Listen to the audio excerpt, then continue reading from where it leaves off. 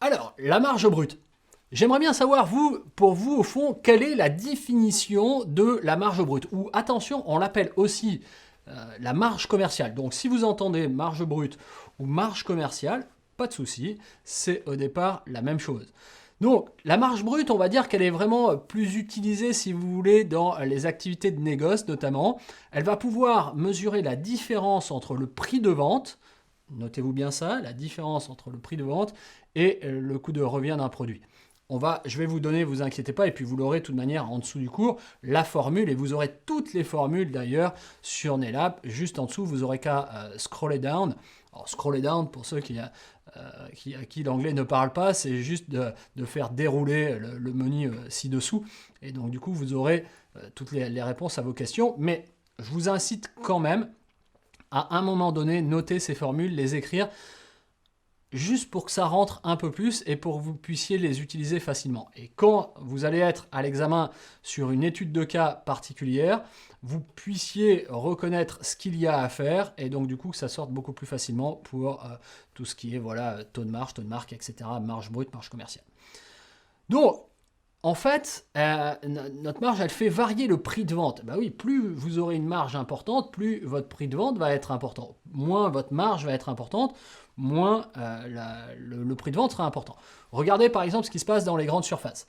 La grande surface, au départ, c'est l'idée globale, c'est de tout mettre sous le même toit. Donc on achète en grosse quantité, et on met des marges toutes petites. Mais parce qu'on a énormément d'articles, parce qu'on a énormément de produits, et ben, la multiplication de toutes ces marges fait qu'à la sortie, c'est très intéressant.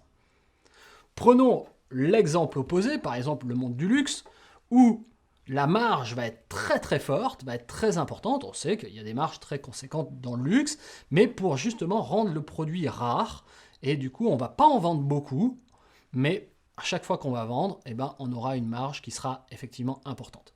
Alors, comment ça se passe tout ça comment on calcule cette marge? Tout simplement, le calcul est basique, simple.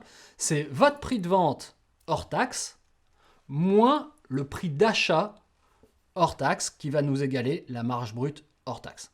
Donc, prix de vente moins le prix d'achat, vous aurez votre marge brute. Prenons un exemple. Si vous achetez un produit 50 €, vous le revendez 80 €, vous avez bien compris, on va faire 80 moins 50, qui égale 30, qui sera notre marge. Donc, pour l'instant, vous voyez, c'est vraiment aussi simple que ça. Vous faites ça presque tous les jours quand, je ne sais pas, vous vendez quelque chose, que ce soit en entreprise ou pour vous particulièrement.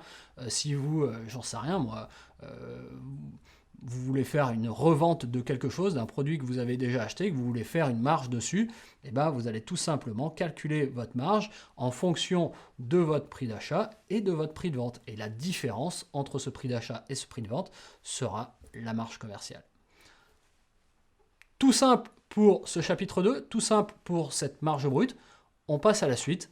On va se retrouver dans le chapitre 3 pour la marge nette. À tout de suite.